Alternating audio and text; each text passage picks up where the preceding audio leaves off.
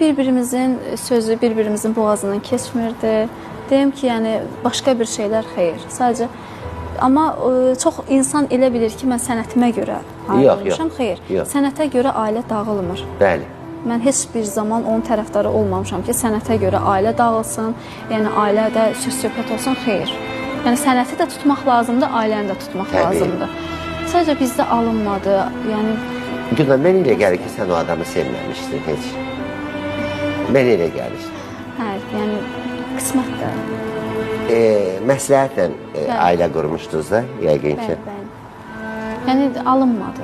Sadəcə nəysə xatirinə, Elə Bakıda ailə qurmuşdun, yoxsa? Bakıda. Bakıda ailə qurmuşdun. Nişanlı oldunuz. Bəli, nişanlı olduq.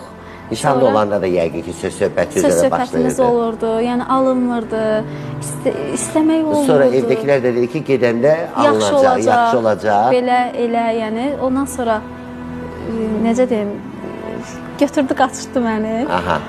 Hə, sonra o bir söz var, deyir, su girdi qaba, oldu içməli. Oldu içməli, bəli. Ondan sonra da yəni dedik, övladım olar, yaxşı olar, düzələr.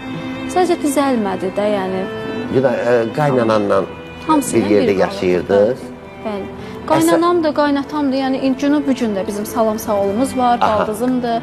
Hamısıyla, yəni. Sadəcə bizim problemimiz oydu ki, yoldaşımla, yəni. Yoldaşın kobud idi. Məsəl üçün, gəl açıq danışaq, kobud idi mi? Məsəl üçün, sənə əl qaldırırdı mı? Yəni, sənə işgəncə verirdi mi? Yox, sadəcə nə bilim, o dil sözü, o